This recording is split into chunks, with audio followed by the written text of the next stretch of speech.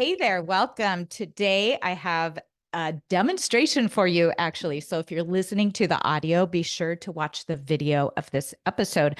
My daughter said, "Are you doing a science experiment with all these cups of food colored water?" No, I'm here to teach farmers how to make money. That is my purpose in life. It's what I do every week on the Profitable Mindset podcast, and this is no different.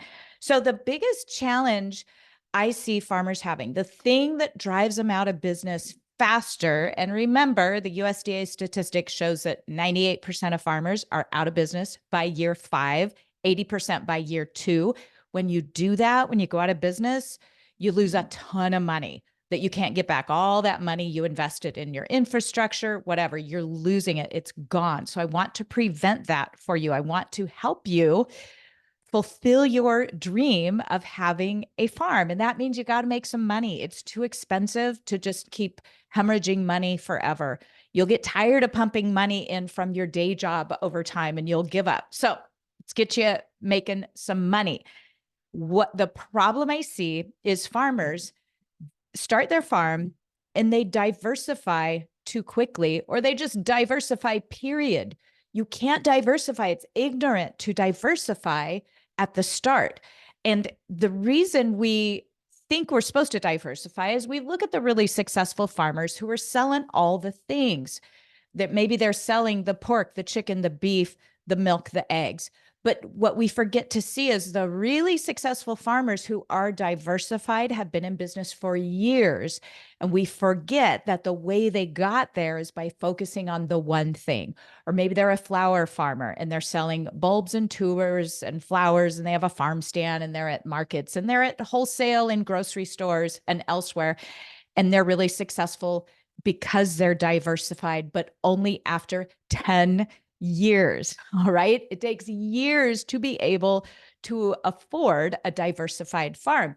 You can get to profit. I focused on selling raw milk only the first 2 years to get to profit, to get to where your goal is, to get to where you're making enough profit that then the current business, remember, every product is a separate business on your farm. The current business then subsidizes and is the seed money and the angel investor on the second profit. Think of it like this. When you first start out your farm, you don't have a ton of money.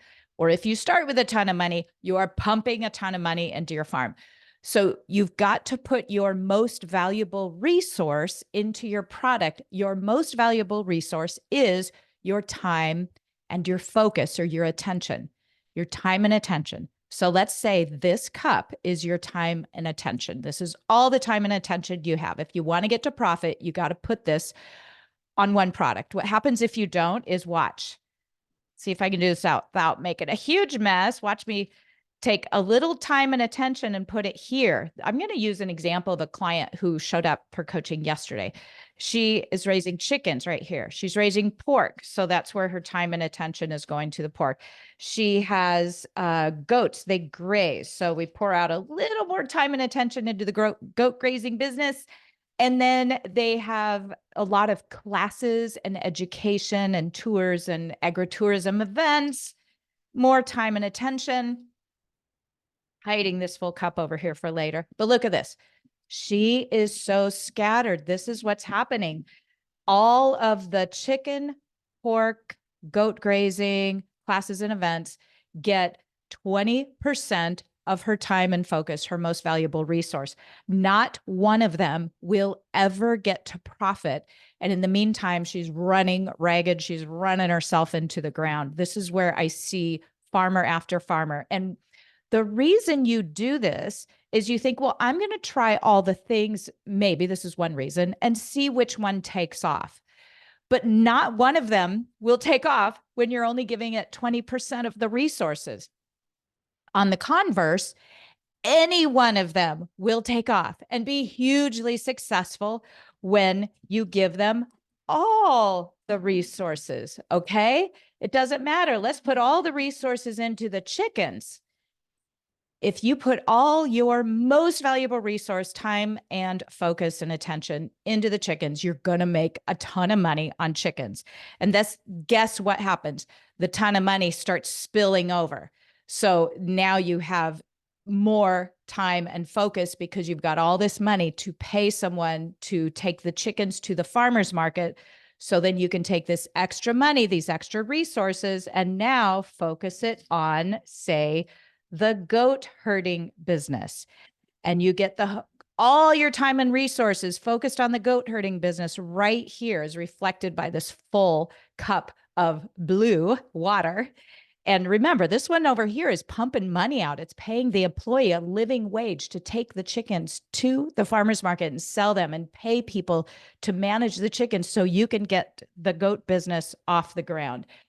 Pretty soon, your goat business, because you're putting your number one resource in there, time and attention, is now spilling over money. So you've got enough money to hire someone to take care of the goat herding business, go to the location in the morning, the afternoon, do all the manual labor of checking and making sure everything's being done according to plan. You can hire that done at a living wage because you invested your most valuable resource in that. Next, see where I'm going? You can take this full tub of money that's coming from the goat business and the chicken business and put it in your pork business. You've got to give this all the time it takes. It could take 2, 3, 5, 10 years. You've got to be willing to give it all the time it takes, because if you aren't willing to give it all the time it takes, you'll go out of business.